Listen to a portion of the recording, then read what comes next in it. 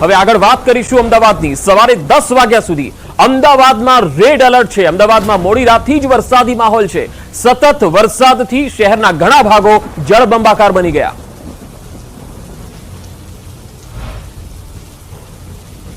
તો સીધા જઈશું અમદાવાદના ઈસનપુરથી જોડાઈ ગયા છે સંવાદદાતા સંજય ટાંક। સંજય, અમદાવાદના શું હાલ છે વરસાદમાં?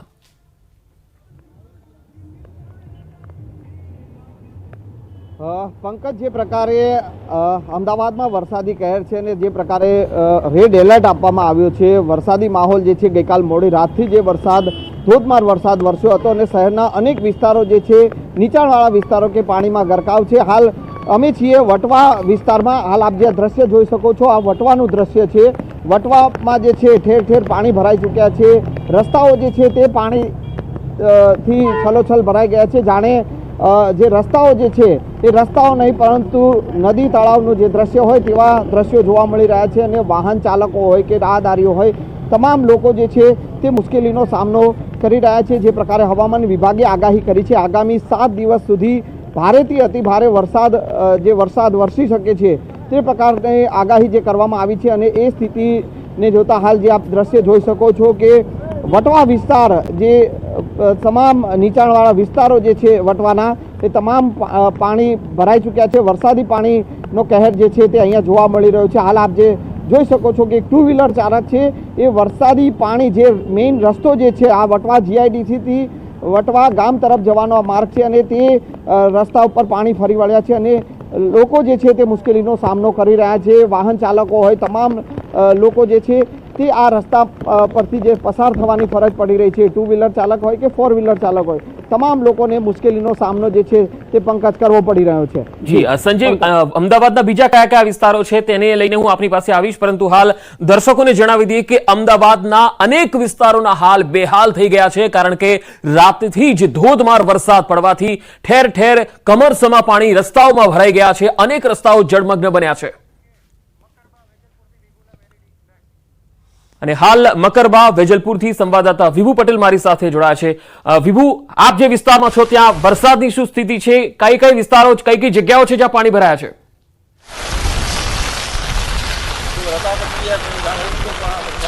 પંકજ, અત્યારે જે વરસાદી સિસ્ટમ સક્રિય થઈ છે, લો પ્રેશર હતું તેમાંથી ડિપ્રેશન બન્યું અને હવે ડીપ ડિપ્રેશન બની ગયું છે, જેના કારણે આગામી 5 દિવસ છે વરસાદી માહોલ યથાવત રહેવાનો છે। અને અમે અત્યારે અમદાવાદના વેજલપુર મકરબા વિસ્તારમાં છીએ કે જ્યાંની સ્થિતિ આપણે બતાવવા માંગીશું કે જે મોડી રાતથી જ વરસાદ સતત વરસી રહ્યો છે અને તેના કારણે આપ જોઈ શકો છો કે આ વિસ્તારમાં પાણી છે તે ભરાઈ ગયા છે। ઘૂંટણસમાં પાણી ભરાઈ જતા લોકો પરેશાન થઈ રહ્યા છે।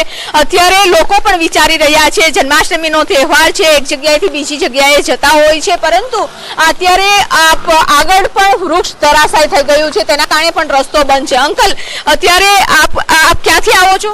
હું આમલેથી। અચ્છા, અને ક્યાં જવાના છો? પકેરીમાં અહીંયા જ રહો છો? અહીંયા જ રહું છું। કેટલા વર્ષોથી આ સમસ્યાને જોતા આવો? મહિનો થઈ ગયો।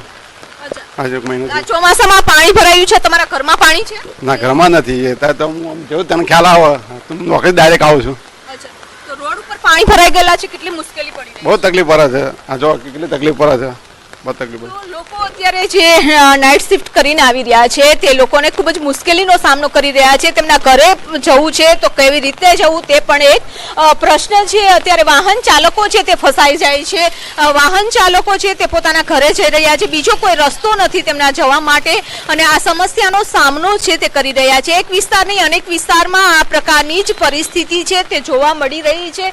લોકો હેરાન થઈ રહ્યા છે કે પાણી ભરાઈ ગયા છે। એક બીજી બાજુ કે સારા વરસાદની લોકો રાહ જોઈ રહ્યા હતા। જે લોકો અહીં છે તેઓને પણ વાત કરવાનો પ્રયાસ કરીશું કે જે રીતે અત્યારે વાહન ચાલકો છે કે પોતે રિસ્ક લઈને અને જઈ રહ્યા છે। ભાઈ, આપ ક્યાંથી આવો છો? હું વાસણાથી આવું છું। અચ્છા, અને ક્યાં જવાના છો? મારે અંદર સોસાયટીમાં જવાનું છે, અહીંયા કામ કરીએ છીએ અમે। અત્યારે કઈ કયા વિસ્તારમાં તમે પાણી જોઈને આવ્યા છો? હું અત્યારે રિવરફ્રન્ટમાં પાણી જોઈને આવ્યો છું, વાસણામાં પાણી જોઈને આવ્યો છું ને સાપુર એરિયામાં બી પાણી જોઈને આવ્યો છું। કેટલી મુશ્કેલી પડે 2 વ્હીલર ઉપર નીકળતા હોય છે? અરે બહુ હેરાન થઈ જવાય છે।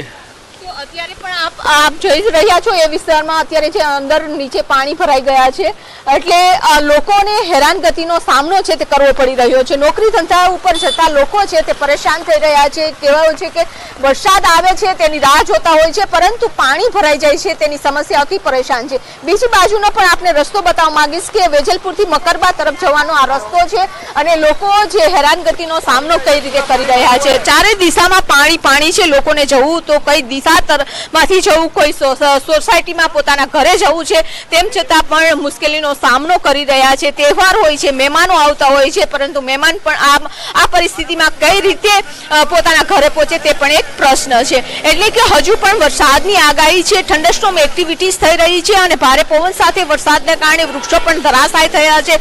આગામી પણ હજુ 4 થી 5 દિવસ છે. ગુજરાતમાં આ જ પ્રકારની પરિસ્થિતિ છે તે જોવા મળશે. ભારે વરસાદની આગાહી છે, ભારેથી અતિ ભારે અનેક વિસ્તારમાં વરસાદ થશે ત્યારે અમદાવાદમાં પણ ભારેથી અતિ ભારે વરસાદની આગાહી છે ને કરવામાં આવી છે. જી વિભુ, આભાર માહિતી આપવા માટે. તો હાલ અમદાવાદના હાલ બેહાલ છે. વેજલપુર હોય, વટવા ઈસનપુર હોય કે પછી થલતેજ સહિતનો વિસ્તાર હોય, બોપલ ઘુમા વિસ્તાર હોય, મોટા ભાગના વિસ્તારોમાં પાણી ભરાઈ ગયા છે સોસાયટીઓમાં અને ઘણી સોસાયટીઓમાં તો ઘૂંટણસમાં પાણી ભરાયા છે કારણ કે 2 વાગ્યા પછી જે વરસાદ આખી રાત ચાલ્યો છે તેના કારણે અનેક વિસ્તારો જળબંબાકાર થયા. અમદાવાદ પૂર્વના અનેક વિસ્તારો વરસાદી પાણીમાં ગરકાવ થયા છે. જશોદાનગરથી મણિનગર ગોરના કુવા તરફ પાણી જ પાણી જોવા મળી રહ્યું છે. ખારીકટ કેનાલનું પાણી નીચાણવાળા વિસ્તારોમાં ફરી વળ્યું છે. કેનાલની બંને તરફ આવેલ નેશનલ હાઈવે નંબર 8 પર પાણી ફરી વળ્યા. હાટકેશ્વર સર્કલ બેટમાં ફેરવાઈ ગયું છે તો ખોખરા ગુજરાત હાઉસિંગ બોર્ડના તમામ માર્ગ પર પાણી ફરી વળ્યા છે. હાટકેશ્વર ઓવરબ્રિજથી સીટીએમ ઓવરબ્રિજ સુધીના બંને માર્ગ પાણીમાં ગરકાવ થઈ ગયા છે. ભાઈપુરા વોર્ડમાં અનેક સોસાયટીઓ વરસાદી પાણીમાં ગરકાવ થઈ ગઈ છે.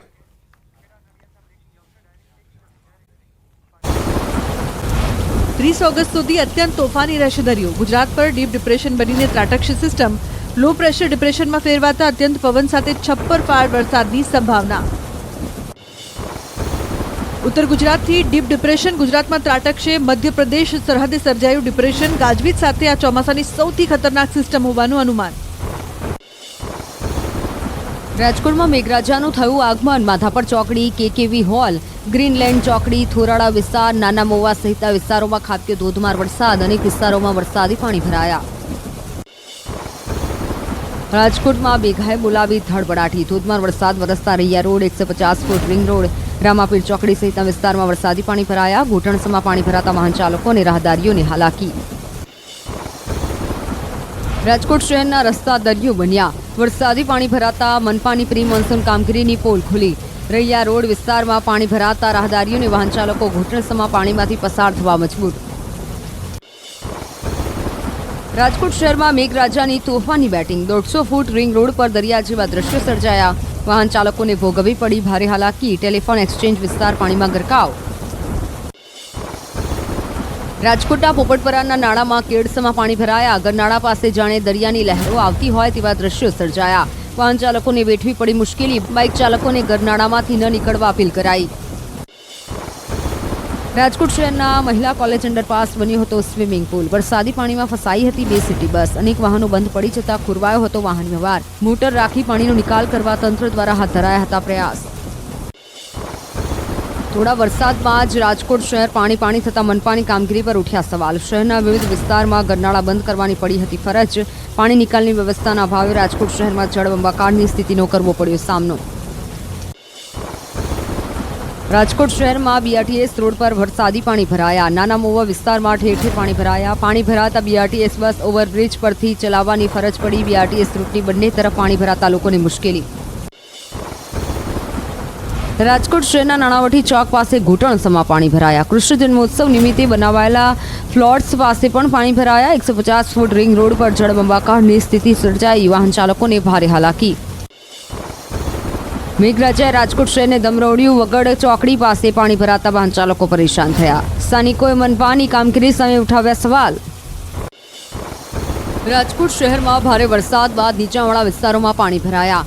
પોપટપરા વિસ્તારમાં ઘરોમાં ઘૂસ્યા વરસાદી પાણી. રહીશોએ ઘરમાંથી પાણી ઉલેચ્યા. ભારે વરસાદથી પોપટપરા વિસ્તારના રહીશોને હાલાકી. મેઘરાજાએ રાજકોટને ગમરોડ્યું. ભારે વરસાદને પગલે રાજકોટના મેળાની વગાડી મજા. રેસકોર્સ મેદાનમાં ઘૂંટણસમાં પાણી ભરાતા લોકોમાં નિરાશા છવાઈ, તો સ્ટોલ ધારકોને રાઇડ સંચાલકોને પણ ભારે નુકસાન.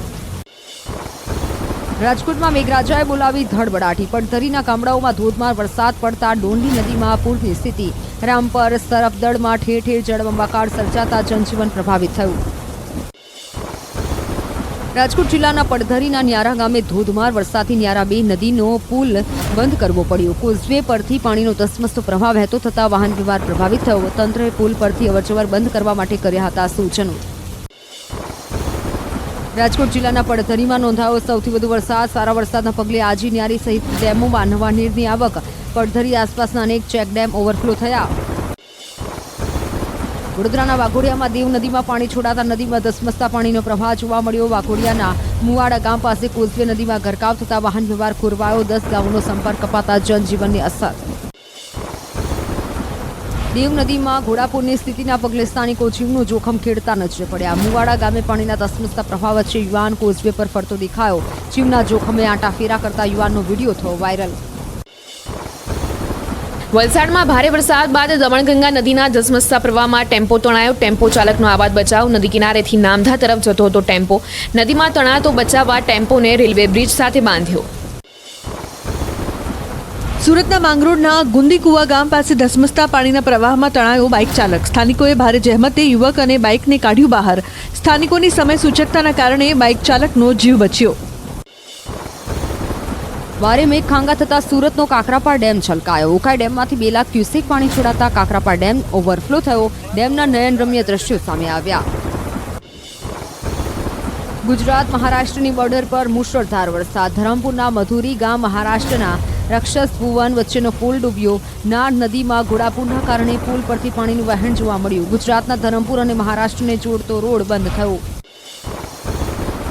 વલસાડનો કલ્યાણવાડી વિસ્તાર ભેટમાં ફેરવાયો. સોસાયટી વિસ્તારોના ઘર પાણીમાં ડૂબ્યા. મકાનો પહેલા માળ સુધી પાણીમાં ડૂબેલા દેખાયા. સ્થાનિકોનું સ્થળાંતર કરાયું.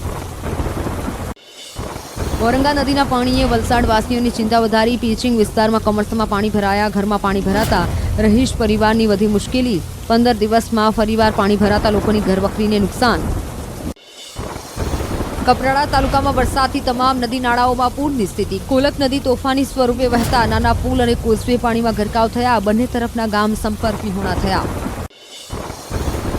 વલસાડના બરુડિયા વાડમાં ઘરમાં પાણી ઘૂસ્યા. લોકોની ઘરવખરીને મોટું નુકસાન પહોંચ્યું. રોજિંદી મજૂરીથી ગુજરાન ચલાવતા પરિવારો મુશ્કેલીમાં મુકાયા. એનડીઆરએફની ટીમે અસરગ્રસ્ત લોકોનું કર્યું સ્થળાંતર.